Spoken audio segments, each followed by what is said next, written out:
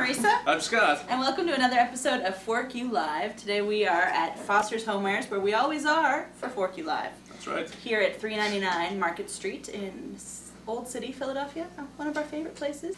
It is bar cookie day here at Fork You Live.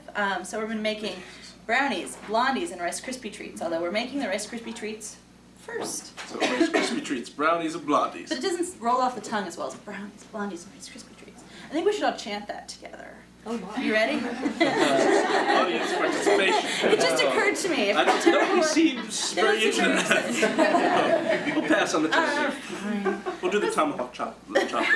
So the way Rice Krispie treats start out with, as any good dessert confection item starts, is butter. So this is 6 tablespoons of butter. Ooh. Ooh, butter. And the stove is on because the butter is melting.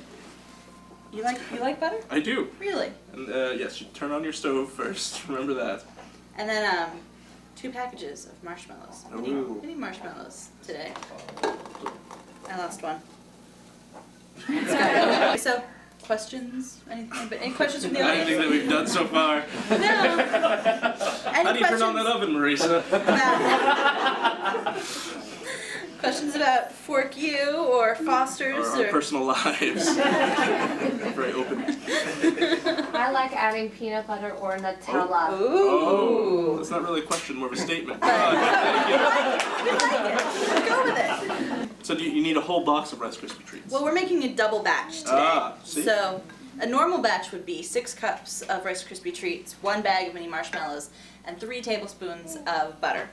So we've used 6 tablespoons of butter, 2 bags of mini marshmallows, and a full box of, well, a full 12-ounce box, I think. They're very light. And The boxes. look, we are melted. Ah! Melted! Yay. Okay, we'll do this over here. Ooh.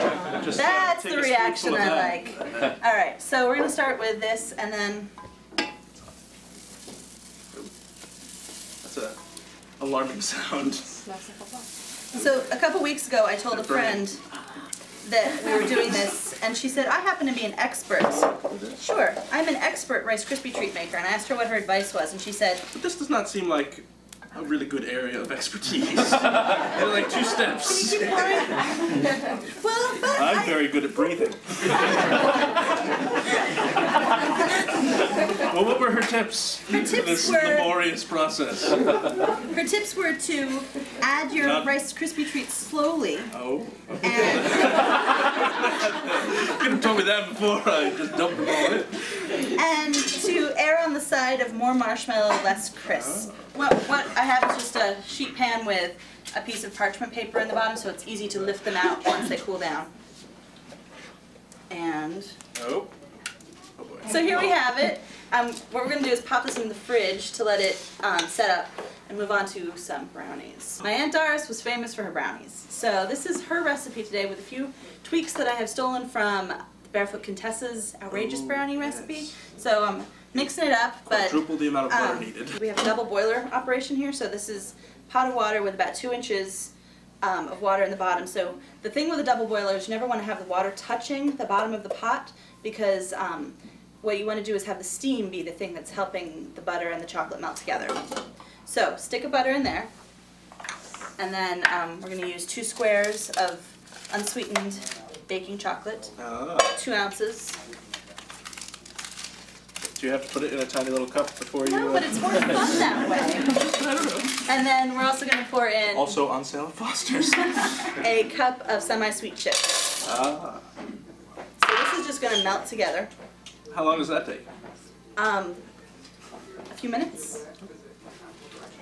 You impatient? I thought the whole point of this was we were showing people how to do it. They may want to know how long Yeah, it takes. it I takes don't a know. few minutes. So, for a minute I forgot that we were on a Fine cooking point. show. I was just like, What are you doing in our kitchen? Why am I not wearing pants? so I'm going to break 2 eggs into this bowl. And Any particular kind of egg? large. Very good. Alright, and into this I'm going to add, this is about a 1/2 cup of sugar. Ew. A little bit. Any particular kind of sugar? White. Oh, white. Yes, large sugar. Now this next ingredient is always surprising to me, Oh yes. but I won't say what it is. This is part of what I've stolen from the Barefoot Contessa's brownie recipe. She adds a little bit of instant coffee. I forgot what I was holding for a second. A little of this stuff. And so this is a tablespoon of instant coffee that goes in, and you don't really taste the coffee. You just taste something that gives it a little bit of dark richness. Coffee flavor. Oh, it's good decaf. While we're waiting for those last little hunks of chocolate to melt, so I'm going to take my I guess this is a third of a cup of just regular all-purpose flour, and measure in half a teaspoon of baking powder. Not baking soda. Nope, powder. Powder, Which is the one where you put vinegar in it and it explodes? I think that's baking soda. That's the more fun one. And then we're just going to use a quarter of a teaspoon of salt. Ooh, salt. Kosher? Kosher. But you can use whatever you've got. The Barefoot Contessa calls specifically for kosher salt, which I think is a little pretentious of her, but you know. Not the Barefoot Contessa. Whisk as I pour. Yes, are you pouring? I'm pouring. Whiskey. Now what's the point of this? Well, Why am I doing this? because the chocolate's fairly warm and we've got raw eggs in there. Oh. So by whisking and using a slow, steady stream, Yes. you won't scramble the eggs. We don't want a chocolate omelet. No. Although it does sound delicious. Third of a cup of flour and baking powder and salt. Okay. In it goes. Thank you. There are brownies. We're gonna put them in the oven. Those need half an hour. We put a lot of stuff in blondies. Today we're putting It's very vague. chocolate chips and white chocolate chips and peanut butter chips good and toasted walnuts. So into our melting butter, I'm gonna put a cup of firmly packed brown sugar. Ooh. So you can pour that egg into our butter and sugar mixture here. Oh. Dump it in there. Yep. So these are toasted and chopped walnuts. Milk chocolate chips. Oh, milk chocolate chips. Peanut butter chips. Ah. Oh, wow. white chocolate chips. This does not look appetizing. And this also going into a 350-degree oven? It is. For? 20 to 25 minutes. Oh, you didn't turn on the top one. I did. And now Now you can go home. we wait. Hope you all have magazines or something. So what are we doing now?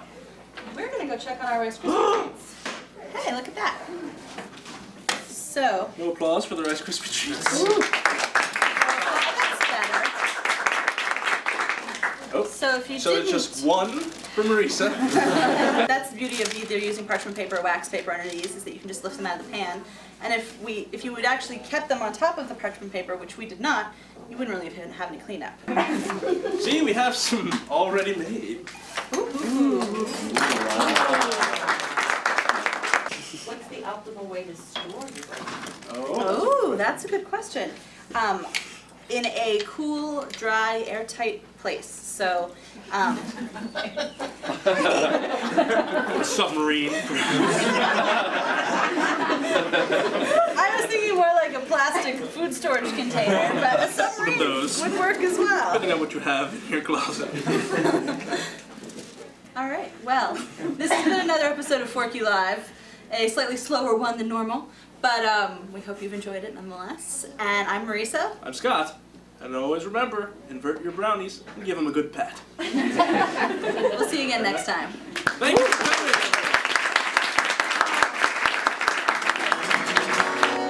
I'm not taking my medication today. Fork you.